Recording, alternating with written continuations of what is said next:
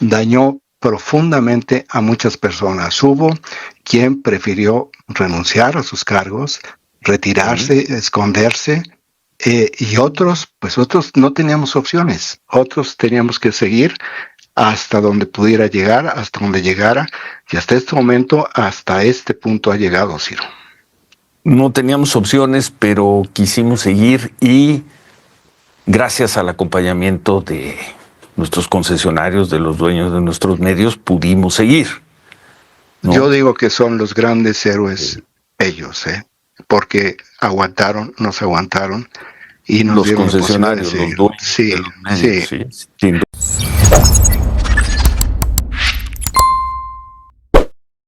Un saludo para los pregoneros, con todo mi corazón. Un saludo a los pregoneros. ¿Qué tal, amigos y amigas? Bienvenidos a una nueva videoinformación más. Bienvenidos a su canal Pregoneros. Salió bien llorón Raimundo Rivapalacio, periodista de Televisa, que ahora, mis estimados amigas y amigos pregoneros, ya que no está nuestro expresidente Andrés Manuel López Obrador, sí se lanza en su contra y dice que tuvo una actitud canallesca en contra de todos sus adversarios y que ellos, como pudieron, sobrevivieron al pasado sexenio de nuestro expresidente. Y también hablando de este tema de este fragmento que había en la mañanera de quién es quién en las mentiras. Y bueno, mis estimados pregoneros, el mismo Raimundo Rivapalacio, que ahora festeja que un tribunal colegiado pues sentenció, mis estimados pregoneros, que esta fragmento de la mañanera, mis estimados pregoneros, era una de mentiras y difamaciones en contra de los periodistas y que así le ganara la partida a nuestro presidente Andrés Manuel López Obrador tras esta resolución. Pero bueno, ahí está Raimundo Rivapalacio diciendo que este es un camino para evitar este tipo de arbitrariedades y actitudes canallescas como las de AMLO en contra de sus adversarios. Así, prácticamente toda la lloradera que hizo con Ciro Gómez Leiva, que también lo hacía en el pasado sexenio con nuestro expresidente Andrés Manuel López Obrador, al que tanto extraña. Voy a leer el texto que publiqué el sábado en el Excelsior a partir de una decisión judicial que se dio a conocer el viernes. Leo el texto. Está titulado ¿Qué paliza a quién es quién en las mentiras?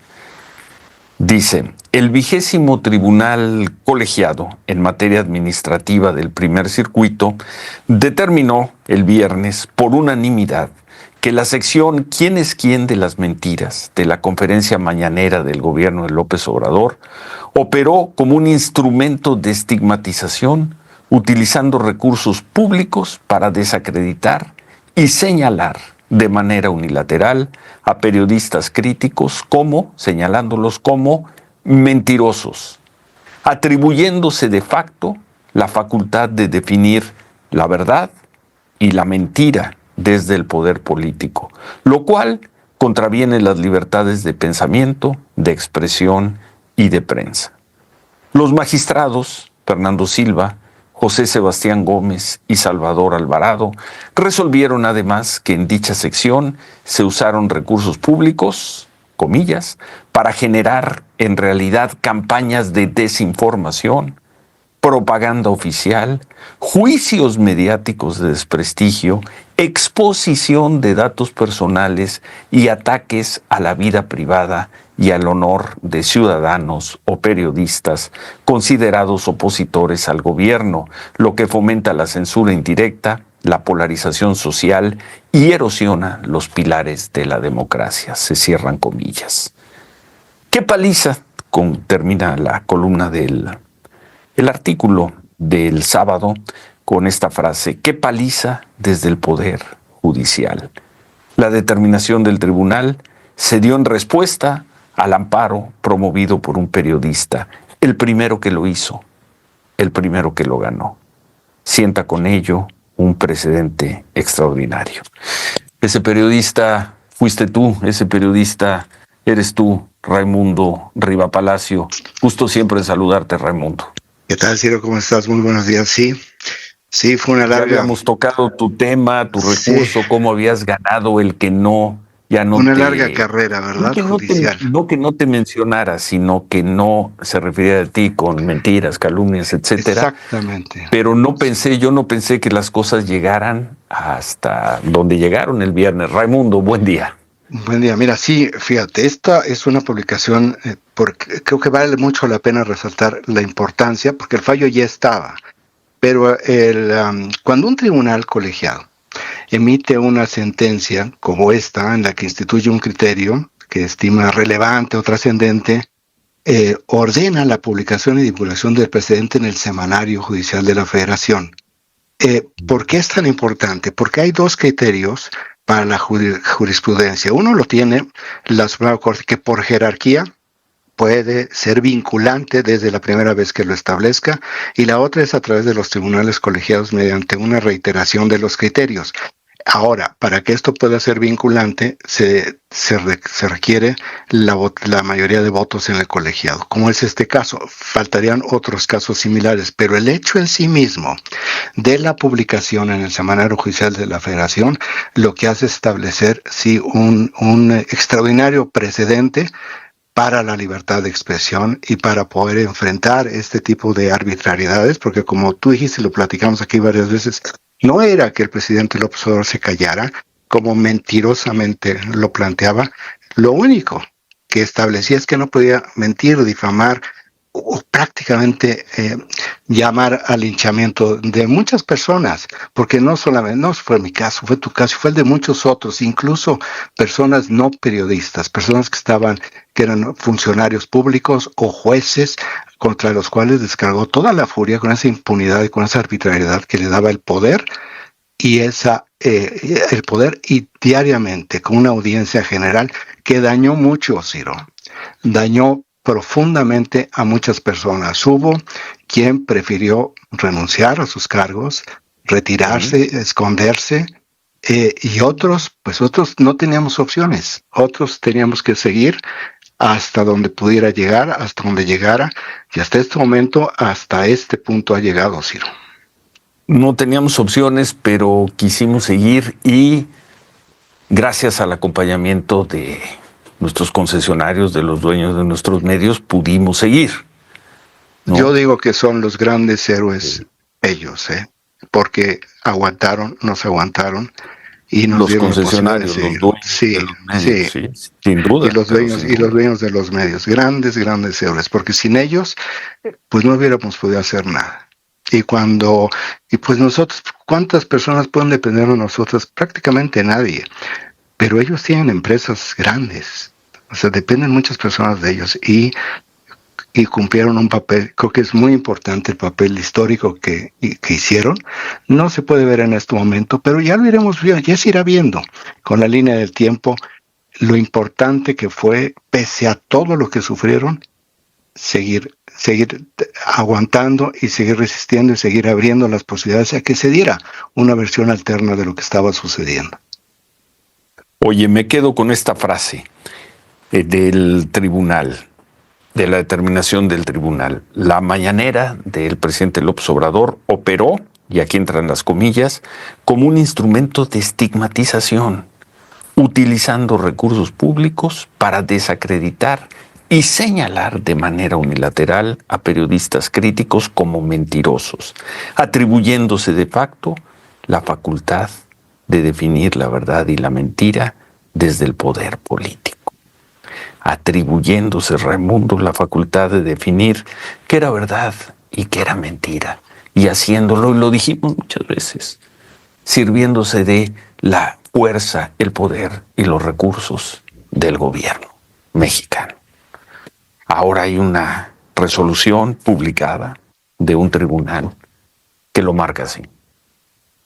Sí, y yo esperaría, Ciro, que esto, pues ya no, el talante de la presidenta Sheinbaum es muy diferente al talante del expresidente López Obrador.